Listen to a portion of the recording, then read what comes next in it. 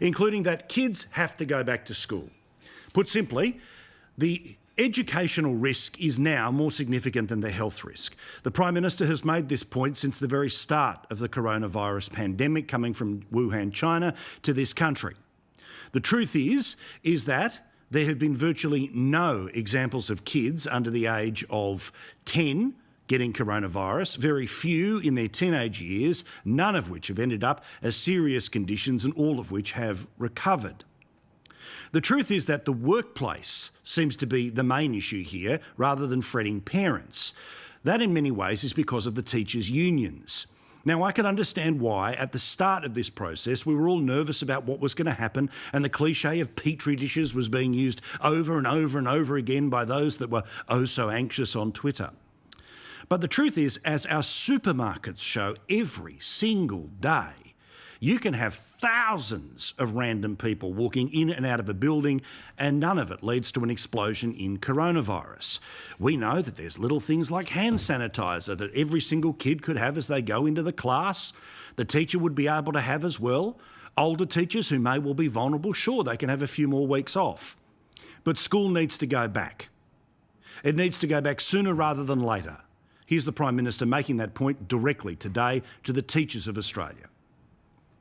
These children need you for our schools to remain open. They need you as our great teachers, more than ever. We cannot allow a situation where parents are forced to choose between putting food on the table through their employment to support their kids and their kids' education.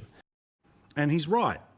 As a parent of a kid who only started school this year, I am clearly not qualified to be able to educate my child, to be able to make sure that my little girl can have the best start to her education, or other people's, now far older, beautiful boys and beautiful girls who are finishing their education. That has to happen in a classroom. If online learning was the way we were supposed to do this, we would have already moved to that system a long time ago. But it's just not the case. The extreme majority of teachers desperately love being educators. It's time to return to educating those kids. Australia's education standards have gone backwards every year for the past 10 years and sadly will probably go back for another year because of the hours that they are missing in face-to-face classrooms. There is no better person to educate my kid or any other kid in Australia than a fully qualified, passionate teacher. It's time for them to be able to do what checkout chicks have been doing for weeks. Go to work, have precautions, be safe, keep vulnerable people away, but turn up and do the job that you love so much. Another reason why this really matters, and I've talked about this since day one, is that there is a huge amount of disadvantage that exists in our country, and the disadvantage of not going to school makes that situation even worse. While there are a lot of people watching us right now who take things like multiple computers, MacBooks, iPads, Samsung Galaxy tablets and everything else for granted, there are hundreds of thousands of people who have a battle to have breakfast every day before they go to school. These people are not in a position to be able to give their kids the same tools that many others simply take for granted.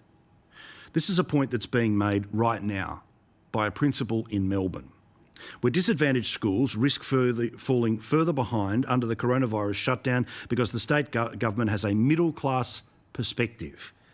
The Epping principal has said that she's been inundated with requests from families to send their children to school despite government directives to keep students home when possible. National Cabinet will be meeting tomorrow.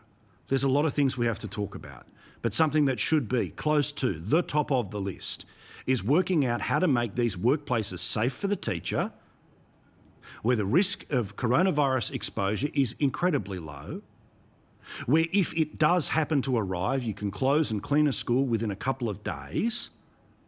But those kids on the frayed edges of society, they need the structure of school. They need before and after school care. This is a place where hundreds of thousands of kids get their first meal of the day. We need school to return. Passionate, smart, focused educators it's time to go back to work.